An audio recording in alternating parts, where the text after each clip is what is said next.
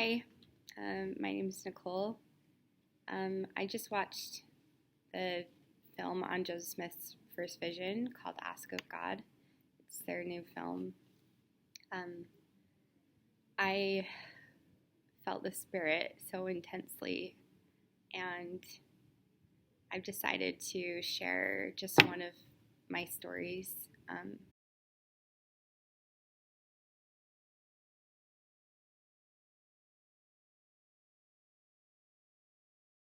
In 2009, I was married. I'd been married a year. I've struggled with bipolar disorder since I was 7 or 8, and I was a little bit manic one night, and me and my husband were at a birthday party. And because I was manic, part of me subconsciously sometimes thinks that I can fly because when I was little, I used to astral project and fly places. And so subconsciously, I think part of me still thinks I can do that. So I jumped, and it was about 12 to 14 feet down, and I landed on my butt right in the center of the beanbag, but it had like no stuffing. All the stuffing was out to the side, and I landed like right on the ground, basically. Right when I landed, I knew that I'd broken my back. I felt my spine crunch. I heard the crunch, and the pain was so incredible. It was not only broken bone pain, broken spine pain, but muscular pain because all my muscles seized up, and I got so sick to my stomach. It was shock pain. When you're in shock, it feels like you're gonna die. My skin went completely white. Sweat broke out. I rolled over, and the worst pain of all was the nerve pain. It was funny how I kind of called that situation into my life because I've been bipolar, and so it was like subconsciously I wanted to, or my spirit chose to go through the physical aspect of high and low. So I rolled over, and let me describe nerve pain for you. Nerve pain feels like, think of a bug biting you, where it's just a tiny little pinprick on like one of your pores, and it hurts so intensely in that one spot for a millisecond, and then the pain kind of subsides. Well, if you can imagine that intense pain for that 1 millisecond being drawn out for about 4 to 5 weeks all over every single pore of your body constantly, that is what the nerve pain that I went through felt like. Just the nerve pain alone would be an 11 out of a 10 pain any day. I don't want to exaggerate and say 100 out of 10 pain because that's just not my style, but it was a little more past endurance, past, when they ask you, what's your level of pain, and you say 10 out of 10. No, it was far more than 10 out of 10.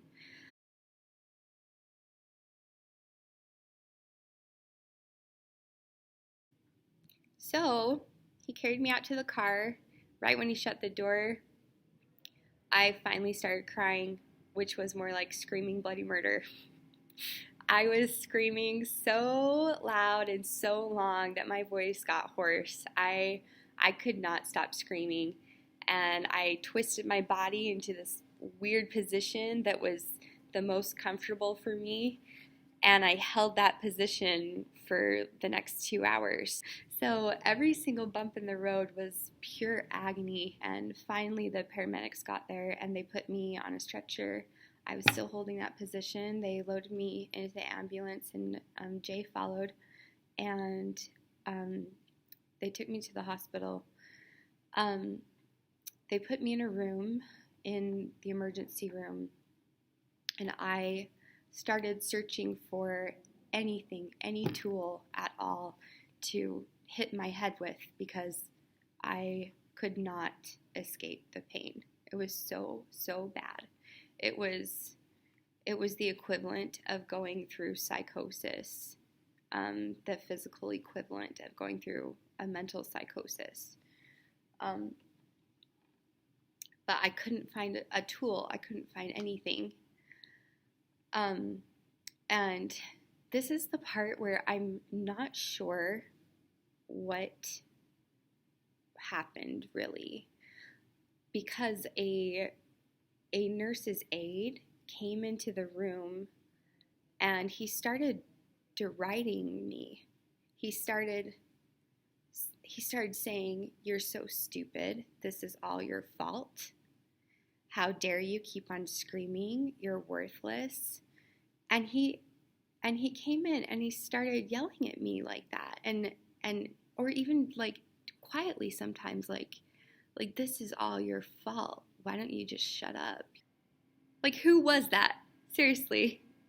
So let me describe my bipolar disorder a little bit, just for some background. When I go bipolar, anything not real is manifests in audio hallucinations. But I also hear and see real things from the other side of the veil that are completely real. And usually afterward, I can always tell what was real and what was false. Sometimes it takes a little while, or for me to talk to healers or people like that to find out what really happened. But I've never seen a hallucination, ever. And any hallucinations I've heard have actually been recordings of reality. So I am now piecing it together where I think this nurse's aide who came in and derided me could have been a devil, because there's just no possible way someone who works at the hospital will walk into a room and make fun of and belittle someone who's in so much pain. I'm realizing that now. And I think I realized this only a couple weeks ago. I was like, that was totally something else, right? That's so, because Satan really has had it out for me. So this is probably the first time that I am aware of having Satan really attacking me with something that is tangible, that's real. Other times it's always been whispering and thoughts and things like that. But this time I really think it was a devil who came in and tried to make me feel completely worthless, and like I'd made this huge mistake and everything was my fault. That totally, it factors into the choice that I'd made, because a year before I had gotten married against my parents' wishes. I had broken the law of chastity, and I thought that the proper thing to do was to get married. I don't regret the experience of being married to Jay. I learned so much about myself. But I think Satan, every step of the way, was trying to make me doubt myself, and doubt, the fortunate falls forward that I've made in my life. That's another thing where I think people need to realize that your falls are fortunate falls forward if you make them so. We need to learn from Mother Eve that she made a choice. She wanted knowledge, and so she decided to partake of the fruit of the tree of knowledge and good and evil. And that was a fortunate fall forward, because although she and Adam left the Garden of Eden, and, they had to toil, and, they were in this fallen world. They had children, and we are their children. And so we wouldn't be here if it wasn't for Eve. And so what are the fruits of her choice? We are the fruits of her choice. And her knowledge is a fruit of her choice. And so I've realized that in the premortal life, I knew that I would have bipolar disorder or schizoaffective disorder, whatever they're calling it. And I knew that I would be placed in a family and among people who sometimes didn't understand me or weren't the nicest people, or just didn't know how to take me, or even placed around people who were very abusive. And I have realized that I made the choice to break my back. I made the choice to break my brain over and over in the premortal existence, because those are all fortunate falls forward.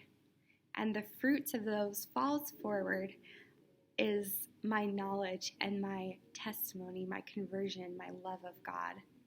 So before this experience of breaking my back, I developed a strong testimony of the gospel of Jesus Christ, of the Church of Jesus Christ of Latter-day Saints. And, I learned a little bit of who I was, but I was still lost. I still wasn't completely converted, as evidenced by breaking the law of chastity in 2007.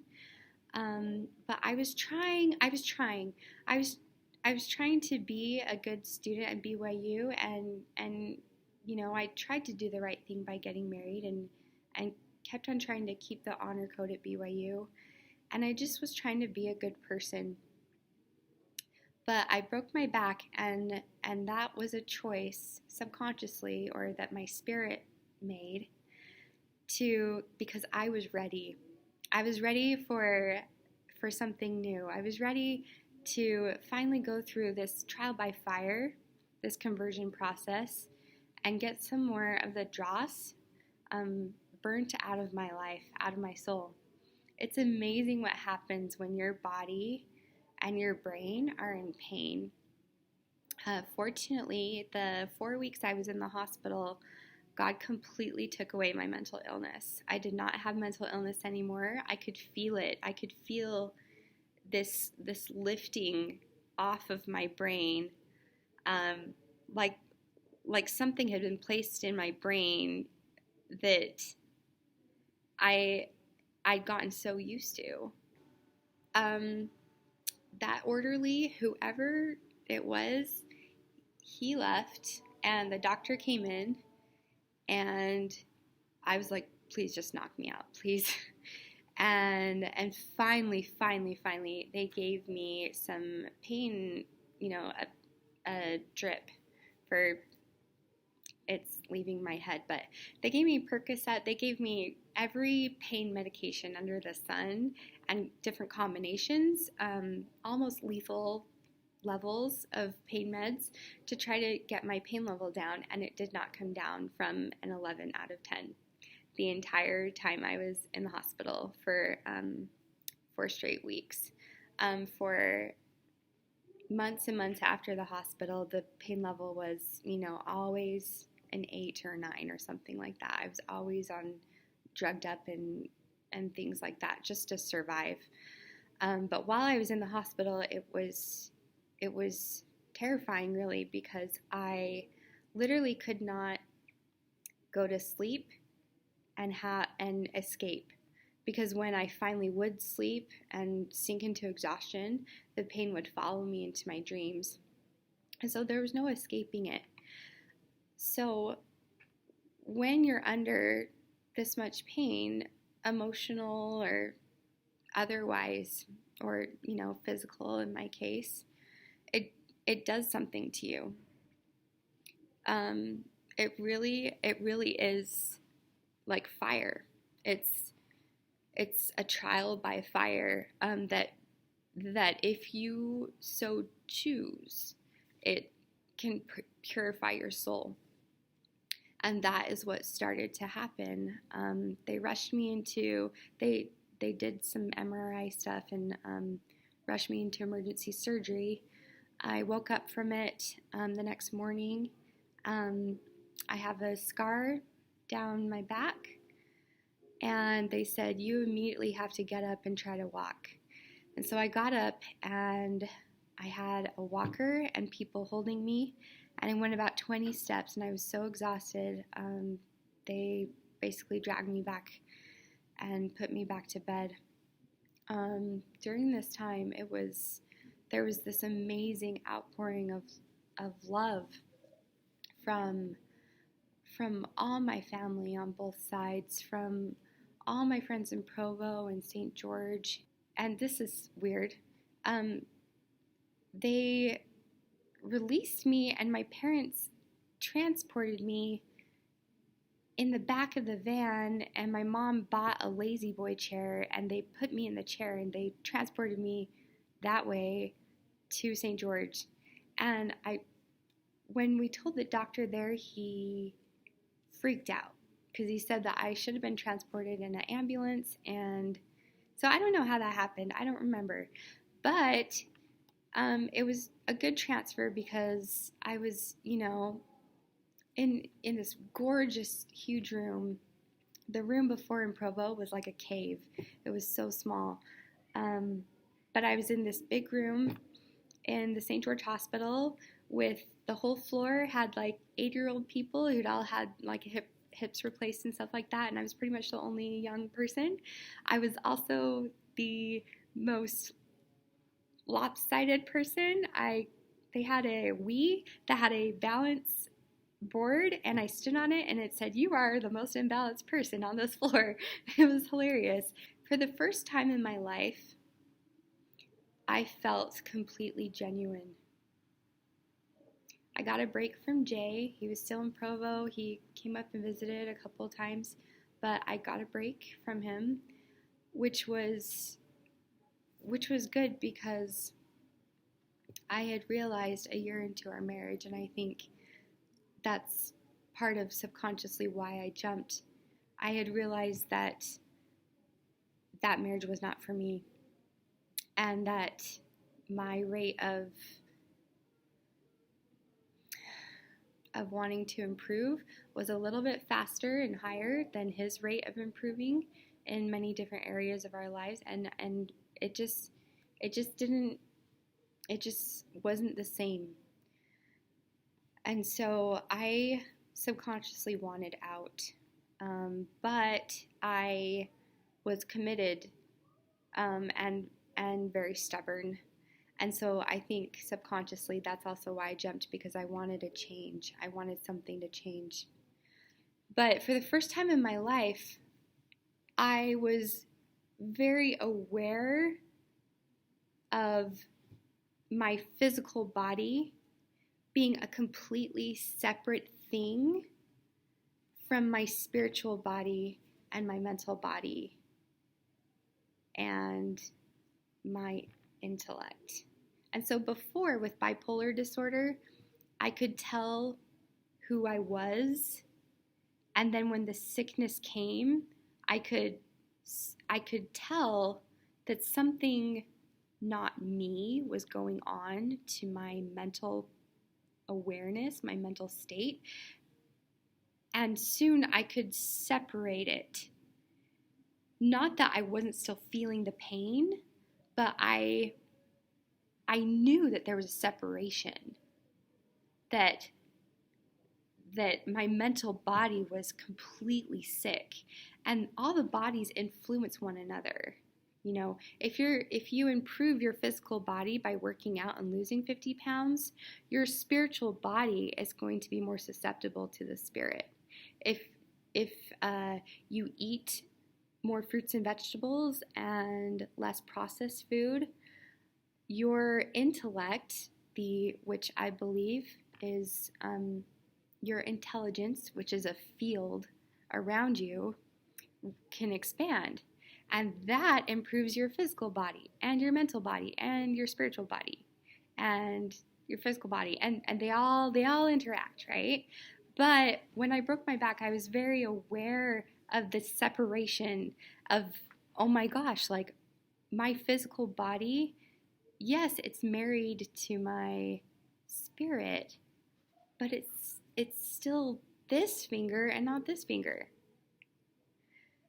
And so when I realized this, my physical body was level 11 out of 10 pain. You know, the meds that they gave me didn't even make a dent in the pain ever. And I knew that this was this much pain. But I also knew that who I was did not have to be in pain anymore. That I was more than my body. And just like I'm so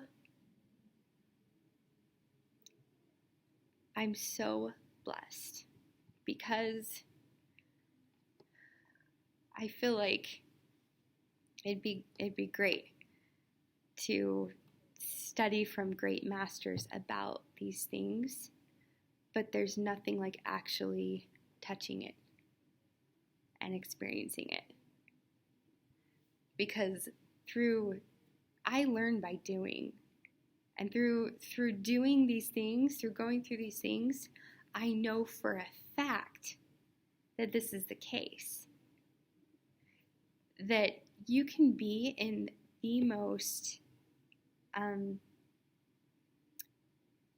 amazing physical peak condition of your life. You can feel great in your body, but what if your mother dies and your emotional body is feeling so sick and so heartbroken and so forlorn?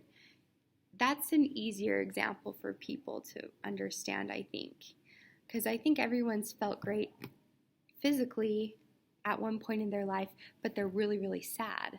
So if you can separate that out and kind of flip it and understand that I was feeling so sick physically, but spiritually I was soaring. And through the interaction of all the bodies, pain has this incredible role of cleansing the palate, of burning out anything that doesn't matter, burning out the dross, and shining and making you shiny and new.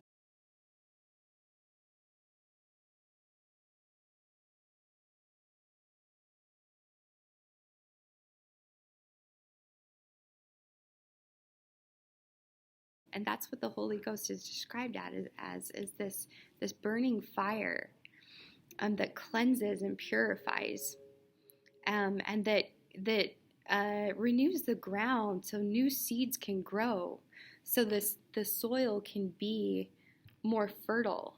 And that is what breaking my back did for me. If you are in physical pain, just know that you can use it as a vehicle to heightened understanding and enlightenment in your life.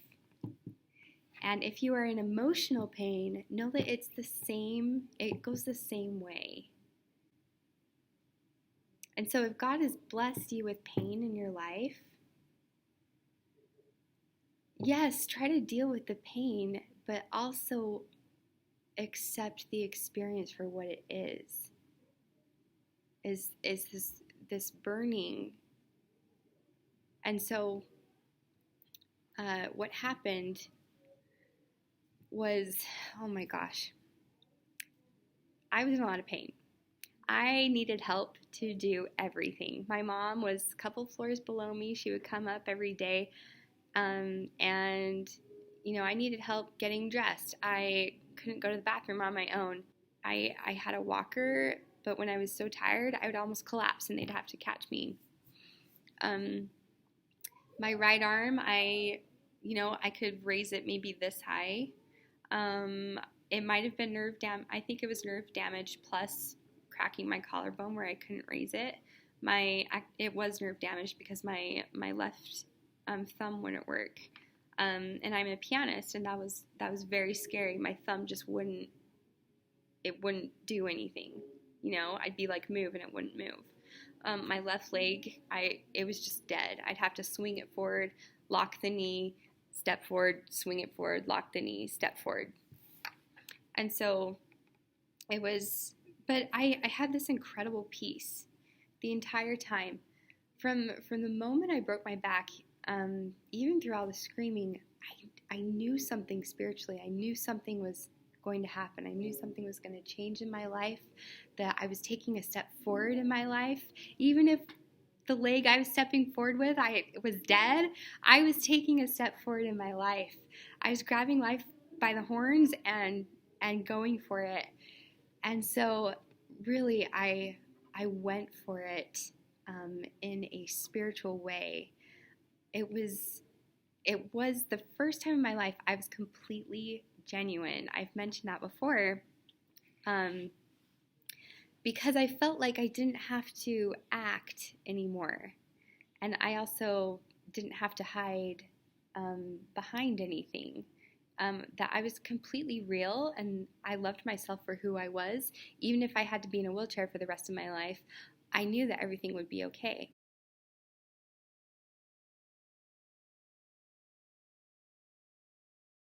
And so one day, my dad and mom came by, and my dad had Elder Holland's talk on Joseph Smith and Liberty Jail. And so it's a great talk. I recommend that you look it up. And he sat down and he started to read, and it was about temple prisons. So Liberty Jail, for those of you who are not LDS, our prophet who restored the gospel of Jesus Christ, Joseph Smith, he was imprisoned wrongly in Liberty Jail and was there for so many months in the freezing cold, couldn't stand up straight. It was in like this basement. I've been there with a few of his friends, and they were in prison there, almost starved to death. And the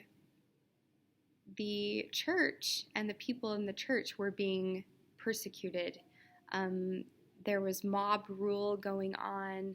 I think it was in Missouri, where they were being persecuted from place to place and driven from place to place and murdered and tarred and feathered. And so Joseph Smith asked God, why is all of this happening? So the article is called Lessons from Liberty Jail. And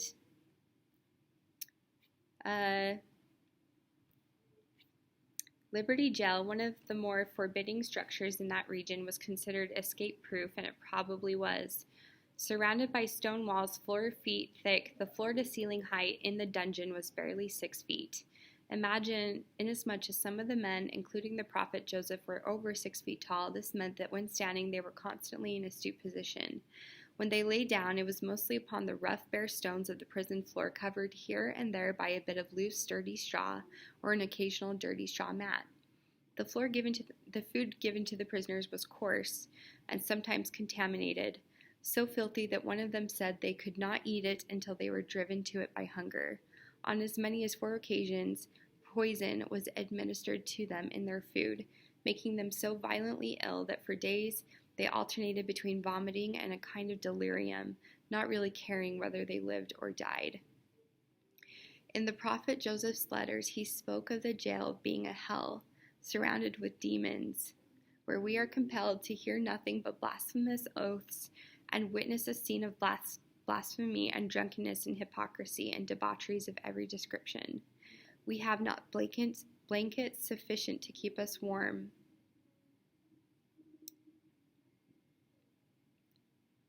And when we have a fire, we are obliged to have almost constant smoke. Our souls have been bowed down and my nerve trembles from long confinement. Pen or tongue or angels could not adequately describe the malice of hell that he suffered there. All of this occurred during what, by some accounts, was considered the coldest winter on record in the state of Missouri. A prison temple experience. So my dad was reading all this to me, and I was propped up in the bed, that the hospital bed was propped up, and I was in so much pain, but there were my parents sitting right there, and my dad was reading this to me. Most of us, most of the time, speak of the facility at Liberty as a jail or a prison, and certainly it was that. But Elder Roberts, spoke of the facility as a temple, or more accurately, a prison temple. Elder Neil A. Maxwell used the same phrasing in some of his writings. Certainly, this prison temple lacked the purity, beauty, comfort, and cleanliness of our modern temples. The speech and behavior of the guards and criminals who came there were anything but temple-like. In fact, the restricting brutality and injustice of this experience at Liberty would make it seem the very antithesis of the liberating, merciful spirit of our temples and the ordinances performed in them. So, in what sense could Liberty Jail be called a temple? And what does such a title tell us about God's love and teachings, including where and when that love and those teachings are made manifest? In precisely this sense, that you can have sacred, revelatory, profoundly instructive experiences with the Lord in any situation you are in. Indeed, you can have sacred, revelatory, profoundly instructive experiences with the Lord in the most miserable experiences of your life, in the worst settings, while enduring the most painful injustices, when facing the most insurmountable odds and opposition you have ever faced. In one way or another, great or small, dramatic or incidental, every one of us is going to spend a little time in Liberty Jail. Spiritually speaking, we will face things we do not want to face for reasons that may not be our fault. Indeed, we may face difficult circumstances for reasons that were absolutely right and proper, reasons that came because we were trying to keep the commandments of the Lord. We may face persecution. We may endure heartache and separation from loved ones. We may be hungry and cold and forlorn. Yes, before our lives are over, we may all be given a little taste of what the prophets faced often in their lives. But the lessons of the winter of 1838 to 1839 teach us that every experience can become a redemptive experience if we remain bonded to our Father in heaven. Through it, these difficult lessons teach us that man's extremity is God's opportunity, and if we will be humble and faithful, if we will be believing and not curse God for our problems, He can turn the unfair and inhumane and debilitating prisons of our lives into temples, or at least into a circumstance that can bring comfort and revelation, divine companionship, and peace. Lessons from Liberty Jail.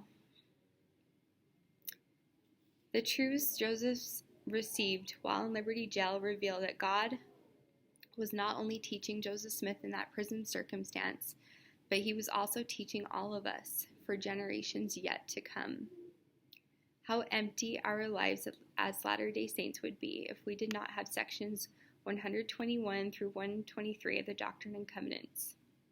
They are contained in a mere 6 pages of text, but those 6 pages touch our hearts with their beauty and their power, and they remind us that God often moves in a mysterious way His wonders to perform. He certainly turned adversity into blessing in giving us those sacred writings and reflections, so pure, noble, and Christian in both tone and content, yet produced in such an impure, ignoble, and unchristian setting. Everyone faces trying times. The first lesson from Liberty Jail is inherent in what I've already mentioned, that everyone, including and perhaps especially the righteous, will be called upon to face trying times. When that happens, we can sometimes fear that God has abandoned us. We might be left, at least for a time, to wonder when our troubles will ever end. As individuals, as families, as communities, and as nations, probably everyone has had or will have an occasion to feel as Joseph Smith felt when he cried from the depth and discouragement of his confinement. O God, where art thou? How long shall thy hand be stayed? Yea, O Lord, how long shall thy people suffer before thy bowels be moved with compassion towards them? So God comes in and replies to Joseph Smith and all of his questions. He says, My son, peace be unto thy soul. Thine adversity and thine afflictions shall be but a small moment. And if thou endure it well, God shall exalt thee on high, and shalt triumph over all thy foes. Thy friends do stand by thee, and they shall hail thee again with warm hearts and friendly hands. Thou art not yet as Job. Thy friends do not contend against thee, neither charge thee with transgression as they did Job. I recommend going to LDS.org and looking up Doctrine and Covenants, section 121. Okay, so my dad was reading this article to me, and it was as if I felt colder. But it wasn't my body feeling colder. It was like I was tuning into something. And I felt this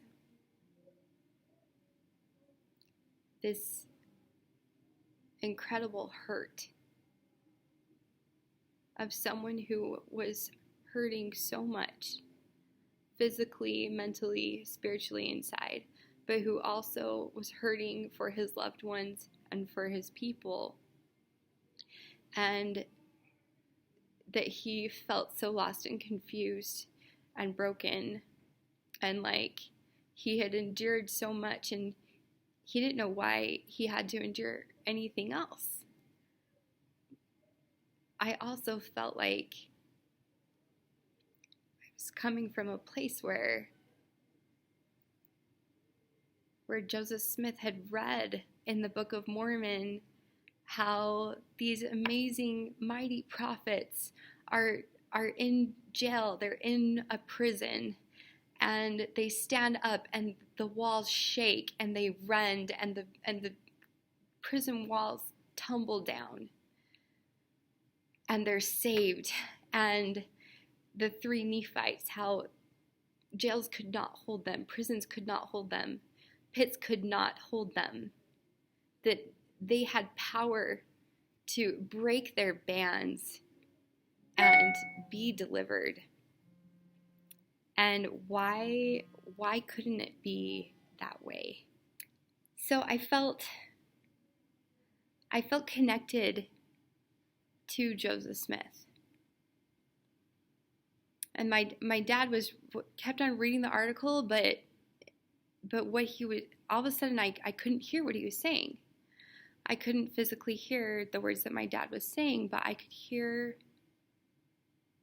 something else. And I felt so connected to this moment in time where it was like I could see Joseph kneeling on the straw and writing and hoping for a revelation that would bring some comfort to him. And I could feel this huge, huge burden on his shoulders. I couldn't even understand it. I could barely scratch the surface of the pain he was feeling. And in all of my bipolar highs and lows, it was just so much, it was bigger, the sadness. And why couldn't the prison walls come down? why. And I felt this pure communication come into play from a being who knows, who's not up there on some cloud watching, but who's in the thick of it with us, who's feeling everything that we're feeling. And he says, peace, my son, peace be unto thy soul. Thine adversity and thine affliction shall be but a small moment. And then if thou endure it well, God shall exalt thee on high. Thou shalt triumph over all thy foes.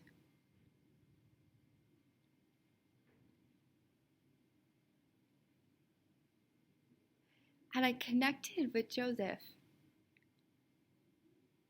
And I connected with what God was saying. All the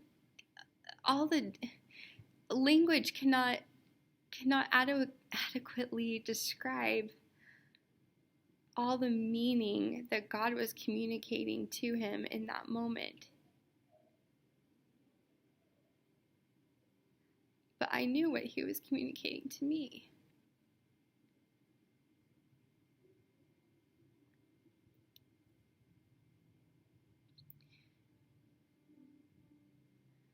And in that moment, a very pure being entered the room to my right.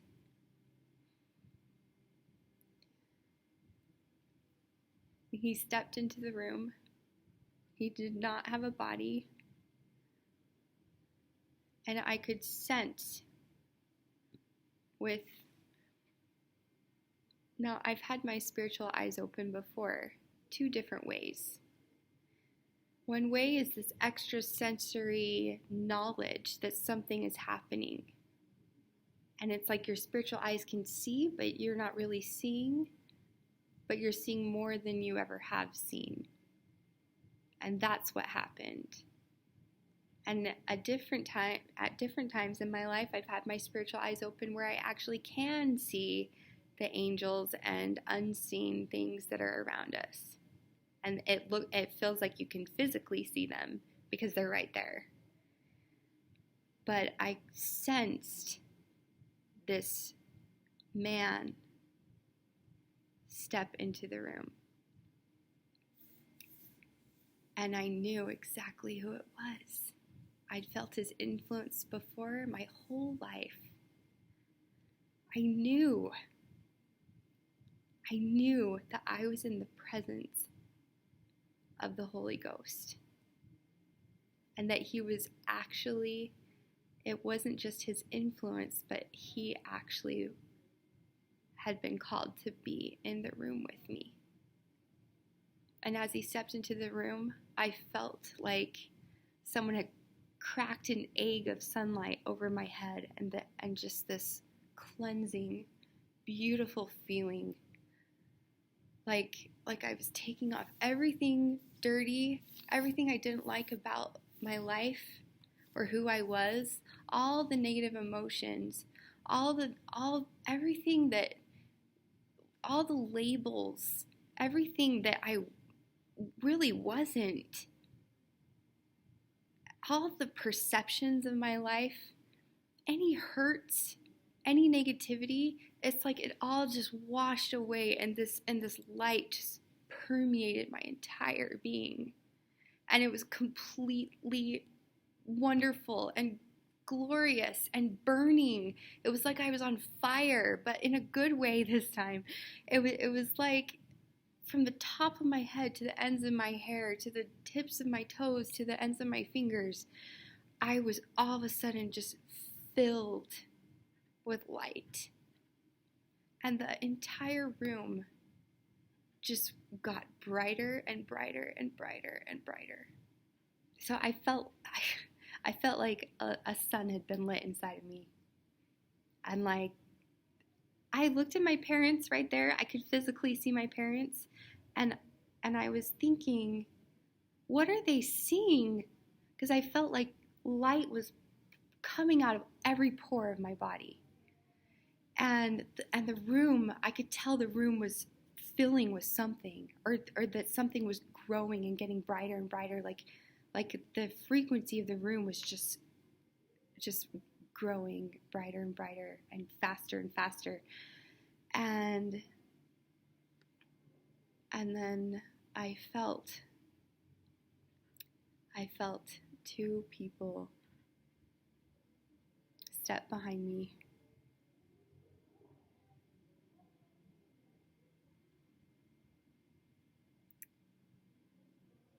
Two men stepped behind me, and they put their hands on my shoulders. He put his left hand on my right shoulder, and he put his right hand on my left shoulder.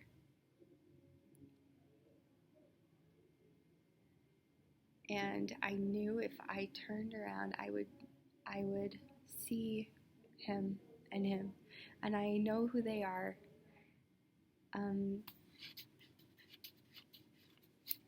But I'm not going to share it right now. But it was an amazing experience, and I know for a fact that Joseph Smith is a prophet of God. I know it. I'm converted to it. I don't have faith about it. I know it. And I've never had a single doubt since.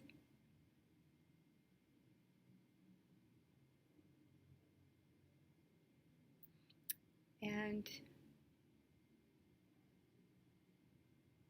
that was my first Liberty Gel experience. The Spirit very clearly told me, this is your first Liberty Gel experience. That was my first temple prison, and that room's very sacred to me in that hospital. So I leave you my testimony that if you are going through any pain, just know that it's meant to help you. It's meant to help you get to where you want to go. And there's always a deeper meaning to everything. God is in control of everything. He loves you. He loves you dearly.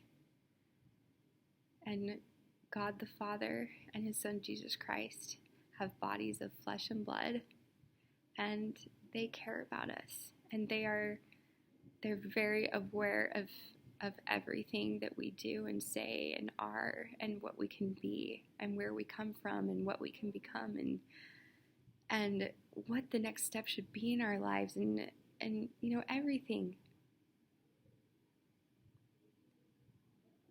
They're aware of you, and they love you. And I leave you these things in the name of Jesus Christ. Amen.